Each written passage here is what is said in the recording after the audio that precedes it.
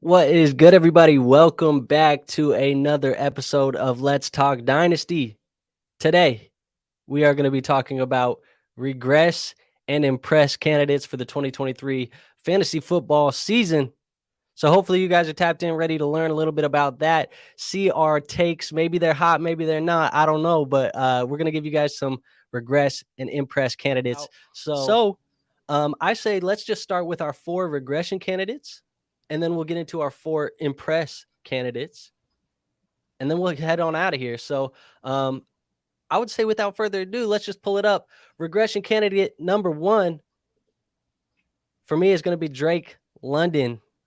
Currently wide receiver 11. These are statistics as of yesterday. All of our statistics are as of yesterday's data. I haven't looked at the data today, but KTC, keep trade cut. That's consensus community-based rankings that people vote on. So the community values him as wide receiver 11. He's a regression candidate for me, man. I do not think that Drake London is going to live up to that wide receiver 11 price tag. Just to give you guys an idea of who he is more valuable than, or who is going to be ranked higher than in Dynasty Fantasy Football now moving forward, is he's higher than DK Metcalf. He's higher than Tyreek Hill, higher than Stephon Diggs, higher than Jackson Smith and Jigba, higher than Cooper Kupp, higher than Jameson Williams, Michael Pittman, DJ Moore. There's a lot of guys on here that he could, I think, get passed by. And I know that he's the new young, he's the hotness. It's everything that you want. But mainly it comes down to this for me, man. I do not think that the Falcons are going to get an improved quarterback here this season. I think they're going to rock with Desmond Ridder for the year. Now he could maybe get, if they're really bad, he might be able to get a guy like Caleb next year. Who knows? But I think for this year, if you're buying him at wide receiver 11, you're not going to get that. I just don't think you're going to get that top 12 numbers from Drake London. So you may be buying high, wait a little bit, maybe mid-season when he puts up a couple duds because Desmond Ridder can't get him the ball. You could buy him a little bit cheaper, and then I'm all in on buying Drake London at a cheaper price. But wide receiver 11 is not where I'm buying him. That's a regression candidate in my eyes. I agree. Yeah, that doesn't even sound right. Drake London at 11. Yeah, I'm selling that. And I have Drake London shares. There's no way I'm taking Drake London that high. I'm just not. The Falcons don't even have like a legitimate quarterback on their roster right now. So why is Drake London wide receiver 11? That's going to be an absolute no. I have a lot of faith in his potential. I think he can do big things, but wide receiver 11, no, not at all. I agree with you on that. Yep. All right, let's talk about your candidate here. And your first candidate is going to be Josh Jacobs. He's currently ranked as the running back 9 on Keep Trade Cut. Tell me why he's a regression candidate and why that running back 9 price tag is not worth it for Josh Jacobs, War. I think last season was fool's gold. I think that he has the makeup and like character of someone who's going to ball out, in their contract year, and then follow that up with being like one of the gross contracts in the NFL. I just don't see him repeating what he did last season. I think he's closer to the player he was the prior seasons to that, where he just wasn't as good. And I think he got his money. I think now he's going to sit back and regress. The guy has like off the field some minor off the field issues as well. I just think he's just like a classic candidate to regress. Like I don't even have like any type of like numbers to support. I'm basing this purely off of character, what the Raiders are doing with their roster, and just me thinking that last year with him was a fluke. I don't think he's as good as he was last year. Fair enough. I can agree, and I think for the most part, now I don't think that the running back 9 is egregious. I think for where his age is, he's 25, and it's early 25. Like he just turned 25, so he's there. Running back 9, I think it's an RB1, but it's not like a RB1. You know what I'm saying? So. Let me also throw this in here. I think also I want to factor this in. I also factor in the fact that I think there's going to be a few guys to get drafted this year that are going to outperform him. I think he's going to get outperformed by a few guys to get drafted this upcoming draft.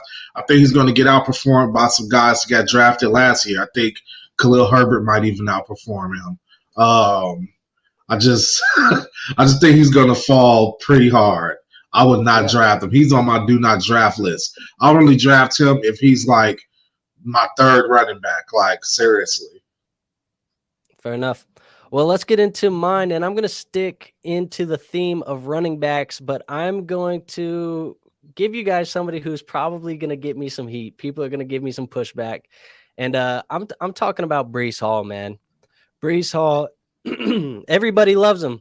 He's valued as the RB2 on Keep Trade Cut right now, and you know, I think he's my RB1 right now. I told you that where I said he was if we weren't including Bijan, he would be my RB1, but I do think that this price tag is going to come down. And keep in mind, I love Breece Hall. This isn't me saying that I hate Breece Hall. I like Breece Hall. But there's some variables that I think we need to consider when it comes to regression and buying Breece Hall at this price tag.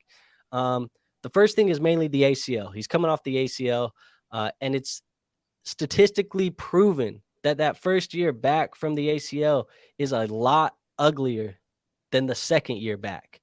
So this year could be a lot worse for Breece Hall than we think as far as health-wise. It's going to take some time for him to kind of get back, ramped up, full speed, ready to go. And we do see a discount or a regression in those fantasy football points per game when you're coming back off of the ACL.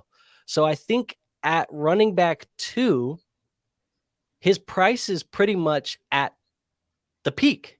It's pretty much where the ceiling is. I mean, the only person above him is Bijan, and Breece held that number 1 for so long that there really hasn't been another ceiling for him. I think that there's a potential that Breece Hall comes in. He's going to start slow. It's going to be a little bit more of a pass-heavy offense. We've seen them bring in a lot of wide receivers already. Alan Lazard, Mecole Hardman. They're already talking about other wide receivers that are going to come in. Like, they want to really throw the football. Breece is going to take some time. I think that there's going to be a potential where he probably dips down to that RB4, RB5, maybe even RB6 range sometime mid-season. And at that point, you buy him. But right now, I think there's some regression at that RB2 spot. That RB2 spot is a little too high for my liking right now. I'm not buying there. Yeah, you told me about the variables like a couple weeks ago, and I immediately went to trade Breece because it just made too much sense to me. I think that this running back class is so great. If I could get some good draft capital, some good players for Breece, I would do it. He's coming off of an ACL. Yeah, I understand that, ACL injuries aren't what they used to be, but, there is a precedence for, running backs coming back and not being who they were after the ACL injury. That's true. It's just a fact. Mm-hmm. And I kind of just didn't want to get stuck with the price tag. And that's from the perspective of someone who already owns Breece. If I was drafting, there are a few guys that I would take ahead of Breece. I would definitely take Bijan ahead of Breece. And I would take some of the other top backs. Not so JT. Much the yeah. I would take JT, and I'm not even the highest guy on JT, but I would take JT over Breece at this point. But yeah, man, like, I'm selling Breece shares right now. If I can get something really good, I'm selling Breece shares. Yeah, and I think when we're saying these regression and the impressed candidates, we're kind of looking at these guys as stocks, right? Stocks in the stock market. We want to see guys who are going to perform on the field equivalent or better than their current value. Yeah. When you get to the point where the value is higher or greater than the production, that's when you got to sell out and you got to get out of this asset or vice versa. And that's just how I play Dynasty Fantasy Football. I know some others play that way. Jay Stein with Dynasty Nerds, he does a fantastic and I think it's Jay Stein. I hope I'm not giving credit to Jay Stein if this isn't who it is. But Jay Stein does a fantastic article called The Dynasty Investor. It kind of just takes what I just said and puts it into a full concept. He talks about buys and sells and all this stuff in the stock market for Dynasty Fantasy Football. So if you haven't read it, it's worth a great read. There's probably 20 different articles on it so far. It's a continued series that continues to go on and on and on.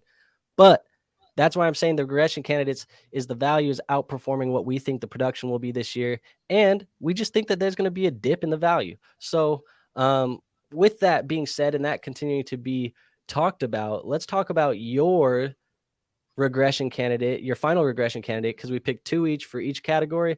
And let's talk about Mark Andrews, currently being valued as tight end 2 on Keep Trade Cut.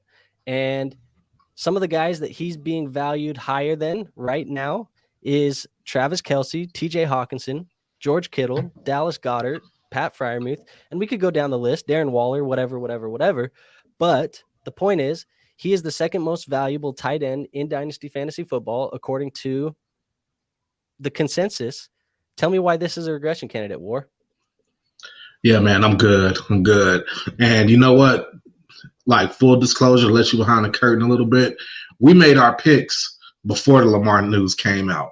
So I was already baking in the fact that I don't think Lamar is going to be a Raven next season. So no Lamar. The Ravens literally, they don't have a quarterback on their roster behind Lamar, if I'm not mistaken. And even if they did, Hundley. And, you know, I don't see what did Mark Andrews do without Lamar being there last season when Hundley was his quarterback? Did he keep up tight end 2 production? No, it wasn't a lot No. because I had him in redraft and it dipped off quite a bit. Yeah. And I mean, if you're going to say that he's ahead of Kelce, Hawkinson, guys like that, then I'm taking those guys over him if Lamar isn't there. Like, not only, and I know some people will be like, okay, what if the Ravens draft a rookie? I mean, that report still has to be built up. You know what I mean? And it's just not going to be there this upcoming season. I don't necessarily agree with the guy that's tight end 1 either, but I think his fall will be a lot less than where they have Mark Andrews if Lamar Jackson isn't there, and I don't think Lamar's going to be there. Yeah, I mean, and the guy who's at 1, we kind of already talked about his teammate, and I gave you all the arguments why Drake London is being overvalued, and that based on the quarterback and some of the other stuff that we think is going to be bad this year. Now, keep that in mind that if Lamar gets traded to Atlanta, I know Atlanta says they're not in on him right now, but if he does get traded to Atlanta, I'm not fading Drake London. We're not fading Kyle Pitts. That's a quarterback upgrade significantly from Desmond Ridder. So as the market is right now, these are the regression candidates. But I have to agree with you a little bit on Mark Andrews, and it's just mainly to the aspect of he's a little bit older than some of these other tight end assets that we just talked about. I mean, he's 3 years older than Hawkinson. Actually, 2 years older than Hawkinson. He's 5 years older than Pitts. He's older than Freiermuth, older than all these other guys, right? And we have a tight end class that's going to come in, and I don't think that these tight ends are going to be world beaters year 1. It's just uncommon for tight ends to come in and set the world on fire. Yeah. But we have a very strong tight end class that a year from now, 2 years from now, post Lamar era in Baltimore, and we're saying this because we think Lamar is gone. There's a possibility that you have a 28, 29-year-old Mark Andrews, and it's just not worth the investment at that point. I mean, there's his value right now could be at an all-time high. Now there was a time in Dynasty Fantasy Football where Mark Andrews was the number 1 tight end in Dynasty Fantasy Football.